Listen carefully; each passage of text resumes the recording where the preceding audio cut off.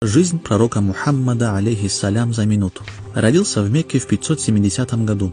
Потерял отца в утробе матери, а затем в 6 лет потерял мать. В подростковом возрасте пас овец, помогая дяде Абу Талибу. В 40 лет получил откровение от Аллаха, став пророком. Первые 3 года тайно проповедовал среди близких. После начался период открытого призыва, в котором его последователи подвергались жестоким гонениям.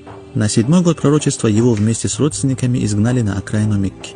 На 10-й год теряет ближайших людей, дядю Абу Талиба и супругу Хадиджу. В 13-м году переселился в Медину, где нашел защиту. Затем произошли важнейшие битвы в истории ислама: битва при Бадре во 2-м году по хиджре, при Ухуде в 3-м и в Хандаке в 5-м.